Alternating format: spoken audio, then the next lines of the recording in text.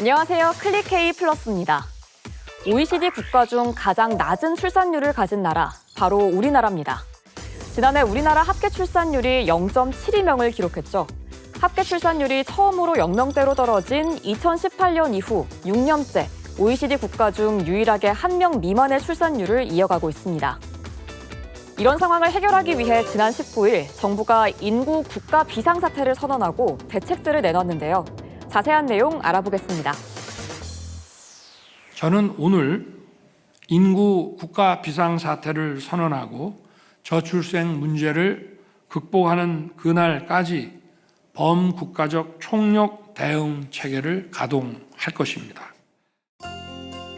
정부는 저출생 문제의 가장 큰 원인으로 꼽히는 일과 가정의 양립을 위한 방안들을 마련했는데요.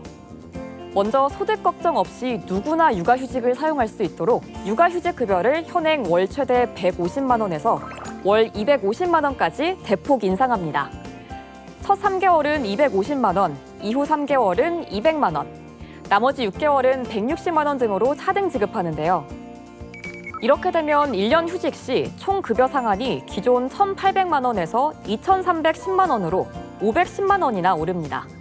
뿐만 아니라 자녀의 봄방학 기간 등 부모의 긴급 돌봄이 필요한 순간 부모가 휴가나 휴직을 유연하게 사용할 수 있도록 기본 육아휴직 외에 1년에 2주까지 쓸 수 있는 단기 육아휴직 제도가 새롭게 도입됩니다. 현재는 최소 한 달 이상 사용할 때 육아휴직이 가능한데요.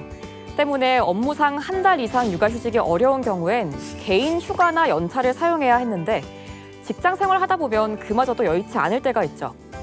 이에 연차를 소진할 필요 없이 어린이집 임시 휴원이나 학교 방학 기간에 단기로 육아휴직을 쓸 수 있도록 한 건데요.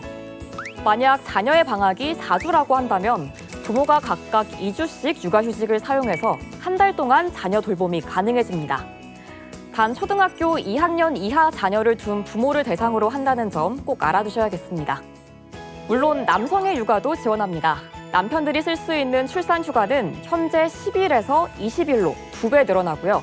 사용할 수 있는 기간도 출산 후 90일에서 120일로 연장됩니다. 그런데 이 같은 휴직제도 무엇보다 마음 편히 쓸 수 있어야 할 텐데요. 하지만 필요한 때 육아휴직 쓰기가 쉽지만은 않은 게 현실입니다. 압박을 좀 주면서 이제 가서 이제 또 뭐 인수인계도 다시 받아야 되고 하니까 좀 복잡한 부분도 많고 다들 그래서 육아휴직 쓰는 걸 많이 좀 꺼려하는 것 같더라고요. 이렇게 내가 자리를 비우면 동료의 업무 부담이 늘어날까 눈치 보는 일이 없도록 동료 업무 분담 지원금이 신설됩니다. 근로시간을 단축한 직원의 업무를 대신 맡은 동료에게 사업주가 보상을 했다면 정부가 이 사업주에게 월 20만 원을 지원하는 건데요. 또 기존엔 별도로 신청해야 했던 출산 휴가와 육아휴직, 이제 눈치 보지 않고 마음 편히 쓸 수 있게끔 앞으로는 통합 신청이 가능해집니다. 이와 더불어 근로자가 육아휴직을 신청했음에도 사업주가 응답을 거부해서 육아휴직을 개시하지 못하는 상황을 방지하기 위한 제도도 마련됐습니다. 현행법상 사업주는 근로자의 육아휴직 신청에 대해서 특별한 경우를 제외하고는 반드시 허용해야 합니다. 앞으로는 근로자의 육아휴직 신청에 대해 사업주가 14일 이내 서면으로 허용 여부에 대한 통지를 하도록 규정하고 14일이 경과한 날까지 서면으로 통지하지 않는 때에는 근로자의 신청에 따라 육아휴직을 허용하도록 했습니다. 정부가 인구 국가 비상사태를 선언할 만큼 이 저출생 문제는 우리나라의 핵심 과제로 떠올랐는데요.